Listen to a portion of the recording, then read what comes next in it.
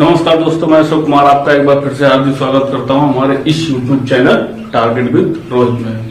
दोस्तों, भूगोल की श्रृंखला जारी है और ऐसे ही जारी रहेगी।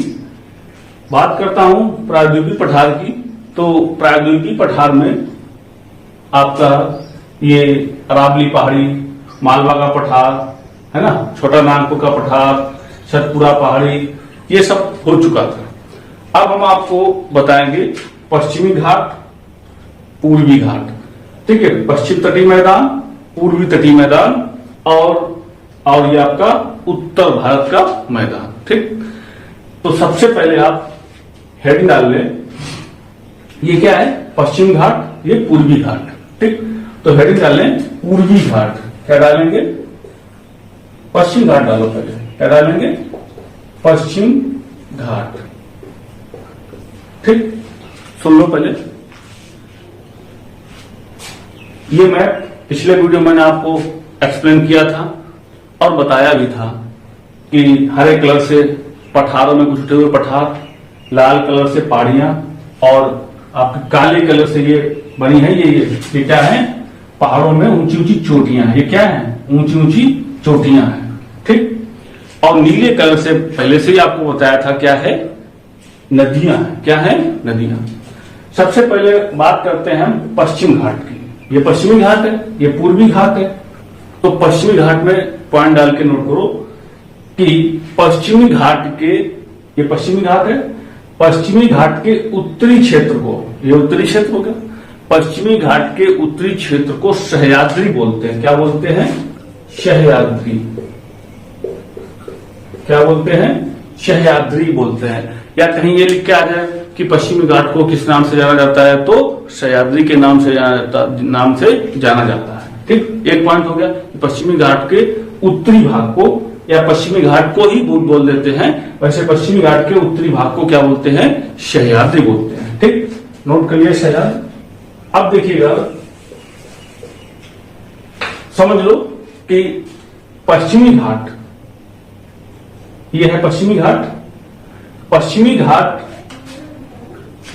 की लंबाई 1600 किलोमीटर है। यानी कि पश्चिमी घाट यहां से, ये कौन सी नदी है, ताप्ती नदी। ताप्ती नदी से लेकर के केप केमोरिन, कहां तक, केप केमोरिन, इसको हम कन्याकुमारी भी बोलते हैं। तो पश्चिमी क्या नाम, ये ताप्ती नदी के दक्षिण से और केप केमोरिन तक क्या है, आपका पश्चिमी घाट है। ठीक, तो आप पूछ सकते हो या कोई पूछे बता सकते हो कि ताप्ती नदी के दक्षिण से और केप केमोरिन, ये सबसे लास्ट बिंदु यानी कन्याकुमारी तक हमारा पश्चिमी घाट है। ठीक, और इसकी लंबाई कितनी हो गई, 1600 किलोमीटर। पश्चिमी घाट है ना, ये क्या, एक श्रृंखलाबद्ध है, एक लगातार, इसमें कोई कटछट नहीं है। ठीक है, और ये जो है पूर्वी घाट के अपेक्षा ऊंचा है। पूर्वी घाट की अपेक्षा कैसा है, ऊंचा है। ठीक, अब नोट एक बात और कर लीजिए, इसको भी मैं बताऊंगा इसके बारे में भी। ये 1600 किलोमीटर हो गया इसकी लंबाई। ठीक है, पश्चिमी घाट है ना, हिमालय के बाद, समझ रहे हो, हिमालय के बाद पश्चिमी घाट भारत की दूसरी सबसे लंबी पर्वत श्रृंखला है। पश्चिमी घाट हिमालय के बाद दूसरी सबसे लंबी पर्वत श्रृंखला है। यदि पूछ लिया जाए कि भारत की, यानी पूर्णतः भारत क्षेत्र में, हिमालय क्या है, भारत में भी है, चीन में भी है, नेपाल में भी है ना, कई देशों में फैला हुआ है।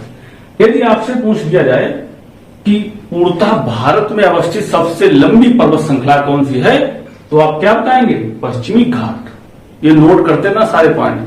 ठीक, क्या है, पश्चिमी घाट। इसकी लंबाई 1600 किलोमीटर हो गई। अब देखिएगा, पश्चिमी घाट पूर्वी घाट के अपेक्षा क्या है, अधिक ऊंचा है पतला लेकिन ऊंचा है। ठीक, पश्चिमी घाट यहां से लेकर के, यानी ताप्ती नदी के दक्षिण से लेकर केप केमोरिन तक फैला हुआ है। इसको क्या बोलते हैं, सह्याद्री भी बोलते हैं। इसकी लंबाई 1600 किलोमीटर है। अब देखिएगा कि पश्चिमी घाट की सबसे ऊंची चोटी, पॉइंट नोट कर लीजिएगा कि पश्चिमी घाट की सबसे ऊंची चोटी काल सुबाई चोटी है। कौन सी है? काल सुबाई चोटी। ठीक, काल सुबाई चोटी ये कहां पड़ेगी? ये महाराष्ट्र में पड़ेगी। मैंने आपको पिछले वीडियो में बताया था एक पर्वत श्रृंखला या एक पहाड़ी है ना, जिसका नाम था हरिश्चंद्र की पहाड़ी। पिछले वीडियो में बताया था हरिश्चंद्र की पहाड़ी। तो अगर पूछा जाता है गहराई से कि पश्चिमी घाट की सबसे ऊंची चोटी कौन सी है, तो कालसुबाई है। कौन सी है? ये कालसुबाई है। और जो कि किस पहाड़ी पर है, वो है आपकी हरिश्चंद्र पहाड़ी पर। नोट कर लेना। ठीक, नेक्स्ट पॉइंट नोट करिएगा, पश्चिमी घाट। ये पश्चिमी घाट चल रहा, पश्चिमी घाट की दूसरी सबसे ऊंची चोटी महाबलेश्वर। पश्चिमी घाट की दूसरी सबसे ऊंची चोटी महाबलेश्वर चोटी है। ये भी कहां पड़ेगी? आपकी महाराष्ट्र में पड़ेगी। ठीक, तो सबसे ऊंची चोटी की बात हो गई, कालसुबाई, दूसरी सबसे ऊंची चोटी महाबलेश्वर। अब आ जाइएगा, ये रहा आपका ब्रह्मगिरी चोटी। ठीक, ये क्या है? ब्रह्मगिरी चोटी। ठीक, ये क्या है? नीलगिरी की पहाड़ियां। नीलगिरी की पहाड़ियों से ऊपर ब्रह्मगिरी चोटी से आपकी कावेरी नदी का उद्गम स्थल है। यानी उद्गम स्थल कहां पर है कावेरी नदी का? तो ब्रह्मगिरी चोटी से। ठीक, अब आ जाइएगा, अभी पश्चिमी घाट चलने दो। ठीक, पश्चिमी घाट के बारे में अब ये देखिएगा, ये इतना भाग, ये क्या है? ये गुजरात का भाग है। ये क्या है? खंबात की खाड़ी। और ये क्या है? कच्छ का रण। क्या है? कच्छ की खाड़ी। ठीक, इसको बोलते हैं सौराष्ट्र प्रदेश। देखो, जब पहले क्या था कि महाराष्ट्र और गुजरात, महाराष्ट्र और गुजरात दोनों एक ही प्रदेश थे, तब इसका नाम था सौराष्ट्र। तब इसका नाम क्या था? सौराष्ट्र। तो इस सौराष्ट्र में, सौराष्ट्र प्रदेश में 3 पहाड़ियां हैं। सौराष्ट्र प्रदेश में कितनी पहाड़ियां हैं? 3। इनको नोट डाउन कर लो, कभी कभी पूछा जाता है कि ये पहाड़ियां किस प्रदेश में है, तो गुजरात में है। मांडव पहाड़ी, मांडव पहाड़ी। नंबर 2 वारदा पहाड़ी। फिर से इधर लिख रहा हूं, मांडव पहाड़ी। ठीक, ये रहा मांडव। दूसरी है वारदा, मांडव पहाड़ी, वारदा। ये मांडव हो गई, ये वारदा हो गई। और नंबर 3 है गिर पहाड़ी। कौन सी? गिर पहाड़ी, है ना। आप जानते हैं कि एशियाई शेर, एशियाई बब्बर शेर कहां पाए जाते हैं? तो गिर में पाए जाते हैं। और गिर कहां है? गुजरात में। देखिएगा, यानी कि एशियाई शेर की बात करता हूं। एशियाई शेर पूरे एशिया में कहां पाए जाते हैं? यहां पर, यानी कि गिर पहाड़ी में, यानी कि गुजरात में पाए जाते हैं। आपको मैं पिछले वीडियो में बता चुका हूं कि हमारा जो प्रायद्वीपीय भाग है, ये अफ्रीकन प्लेट से कट के अलग हुआ है ना। किस प्लेट से अलग हुआ? अफ्रीकन से। होता क्या है कि ये इस तरीके से है। ठीक, ये हमने मान लिया आपका उत्तरी, ये ऐसे मान लो, ये पश्चिमी तट हो गया। क्या हो गया? पश्चिमी भी हो गया, पूर्वी तट। इधर ये आपका अरब सागर, और इधर आपका ये क्या हो जाएगा? ऐसा थोड़ा तिरछा। ठीक, ये आपका होगा बंगाल की खाड़ी। एक चीज और पूछी जाती है, जो पश्चिमी तट है, जो पश्चिमी तट है, ये क्या है?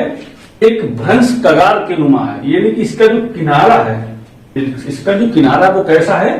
भ्रंश कगार। इसे बोलते हैं भ्रंश कगार। से क्या बोलते हैं? कगार।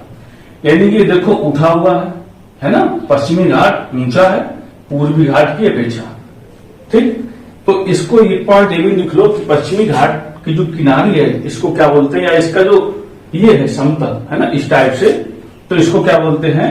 नोट कर लीजिएगा, इसको हम क्या बोलते हैं? अभी मैंने आपको बताया था पश्चिमी घाट है ना, भ्रंश कगार। क्या लिखेंगे? भ्रंश कगार। ये एक पर्वत ना होकर के भ्रंश कगार नुमा है। क्या होता है? अब कगार के बारे में समझ लीजिएगा थोड़ा। जैसे मान के चलो ये आपकी अफ्रीकन प्लेट है। क्या है? African plate. अफ्रीका हमारे इधर पड़ता है दक्षिण पश्चिम में। कहां पड़ता है? दक्षिण पश्चिम में।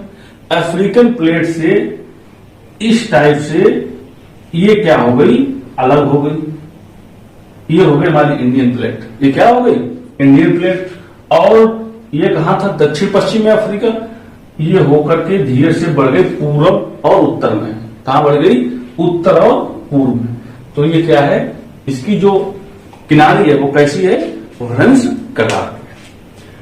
ठीक, तो आप ये नोट कर लीजिएगा कि मांडव पहाड़ी, वारदा पहाड़ी और गिर पहाड़ी ये कहां होती है? ये कहां पर पहाड़ियां हैं? तो ये गुजरात में है। कहां पर है?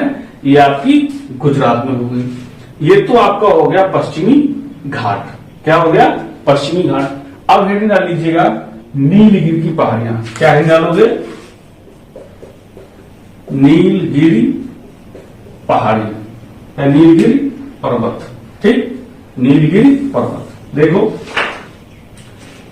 ये है हमारा पश्चिमी घाट और ये है हमारा पूर्वी घाट। नोट करो नीलगिरी पर्वत में कि पूर्वी घाट तथा पश्चिमी घाट जिस दो स्थान पे मिलते हैं ऐसे बना लेना। ठीक है, ये ठीक है, ये तो ये आपका हो गया है। क्या लिखेंगे कि पूर्वी घाट पश्चिम घाट से जहां पर मिलता है वहां पर एक क्या होता है? ग्रंथ यानी गांठी पाई जाती है। ठीक, उसी ग्रंथ या गांठ को क्या कहते हैं? नीलगिरी पर्वत कहते हैं। मतलब ऐसे समझ लो, ग्रंथ या गांठ क्या हो गई कि जब दो पर्वत आपस में मिलते आकर के किसी जगह पर, तो वहां पर क्या है?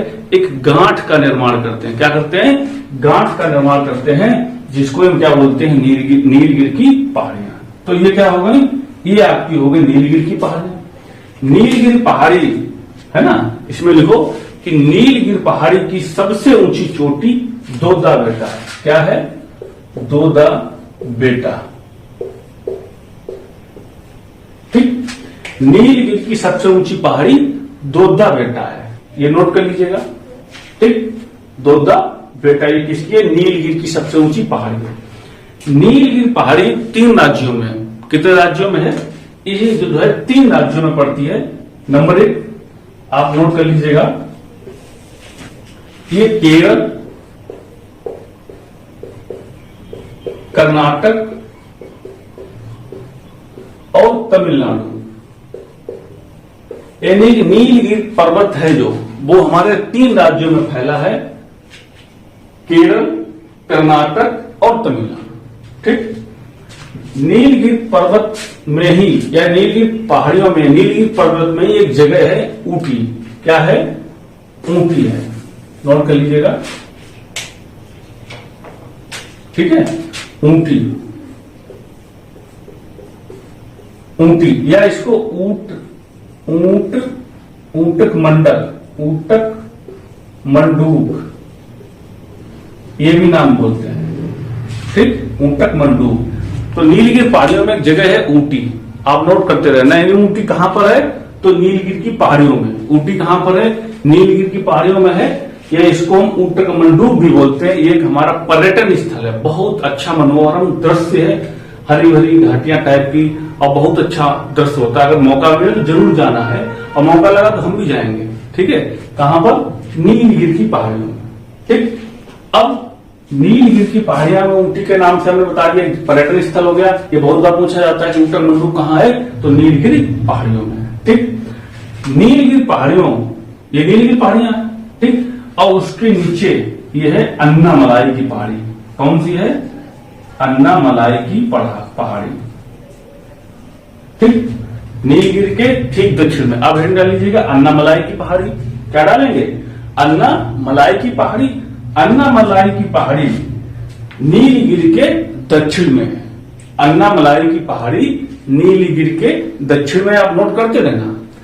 फिर इसके आगे नोट डाल लिखिएगा कि अन्नामलाई की सबसे ऊंची चोटी, अन्नामलाई की सबसे ऊंची चोटी अनाईमुड़ी है। क्या है? अनाईमुड़ी या अनाईमुड़ी। नोट कर लीजिएगा कि अन्नामलाई पहाड़ी की सबसे ऊंची चोटी अनाईमुड़ी है। ठीक, इसी में लिखिएगा अनाईमुड़ी के बारे में एक विशेष पॉइंट। ठीक है, दक्षिण भारत की सबसे ऊंची चोटी, स्टार बना करके या डबल स्टार बना करके लिख लीजिएगा कि दक्षिण भारत की सबसे ऊंची चोटी कौन सी है? तो दक्षिण भारत की सबसे ऊंची चोटी अनाईमुड़ी है। और ये किस पर्वत पर है? अन्नामलाई पर्वत पर है, अन्नामलाई पहाड़ी पर है। और कौन सी? अनाईमुड़ी चोटी। ठीक, अब ये अन्नामलाई हो गया। अन्नामलाई यानी कि ये पहले क्या थी, यहां पर ये आपकी थी नीलगिरी, अन्नामलाई और फिर पल्लनी की पहाड़ियां। कौन सी? पल्लनी। ठीक, पर डालो हेडिंग पल्लनी की पहाड़ियां, ये आपकी पड़ेगी इधर तमिलनाडु में ही पड़ेगी। ठीक है, हेड डालो पल्लनी की पहाड़ियां। अब इसमें आप क्या लिखेंगे कि एक पर्यटन स्थल है पल्लनी की पहाड़ियों में, कोडाई कैनाल। क्या है? कोडाई कैनाल। ठीक, कोडाई कैनाल। तो लिखो कि पल्लनी की पहाड़ियों में कोडाई कैनाल नामक पर्यटन स्थल पाया जाता है। इतना ही पॉइंट इसके लिए बहुत है। इसका जो स्थल है वो नीलगिरी पहाड़ियों के दक्षिण में है। ठीक, अब देखिएगा लास्ट यहां पर ये बची हैं इलायची की पहाड़ियां। कौन सी हैं? इलायची की पहाड़ियां, जिसे हम कार्डमम हिल्स भी बोलते हैं। क्या बोलते हैं? कार्डमम हिल्स, इलायची की पहाड़ियां। ठीक, इलायची की पहाड़ियां दक्षिण भारत की सबसे दक्षिणतम बिंदु या दक्षिण भारत में सबसे नीचे पहाड़ियां हैं। पूछा जाता है कि दक्षिण भारत की सबसे दक्षिण में कौन सी पहाड़ी है, तो दक्षिण भारत की सबसे दक्षिण में पहाड़ी आपकी इलायची की पहाड़ियां हैं। तो ये एक छोटा सा आप चित्र बना सकते हैं कि ये आपकी होगी नीलगिरी की पहाड़ियां, अन्नामलाई की पहाड़ियां, पल्लनी की पहाड़ियां और इलायची की पहाड़ियां। ठीक, इसको हम कार्डमम हिल्स के नाम से या कार्डमम की पहाड़ी के नाम से भी हम जानते हैं। ठीक, यहाँ पर इलायची वगैरह, बड़ी इलायची वगैरह पाई जाती है। तो ये तो आपकी इतना ये हो गया। ठीक है, तो मैं इसको साफ कर दूं थोड़ा।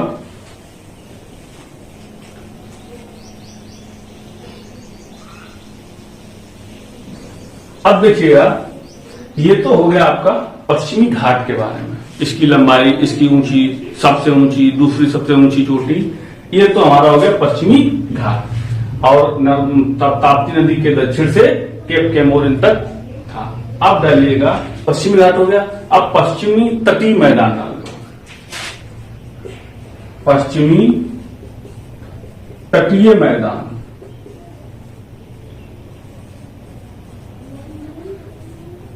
ठीक, क्या हेडिंग डालेंगे? पश्चिम तटीय मैदान। देखो मैंने आपको पिछले वीडियो में बताया था कि ये जो हरे कलर की लाइन है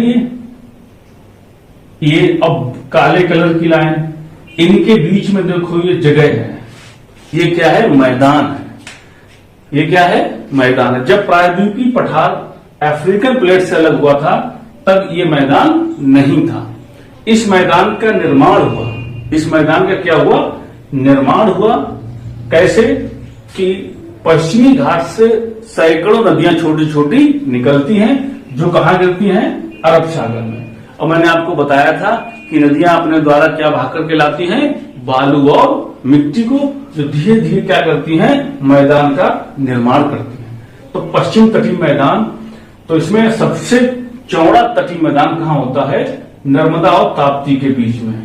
अगर आपसे कभी पूछा जाए कि पश्चिम तटीय मैदान में सबसे चौड़ा मैदान कहां पर है, तो आप क्या बताएंगे कि नर्मदा और ताप्ती नदी के बीच सबसे चौड़ा मैदान है। कहां पर?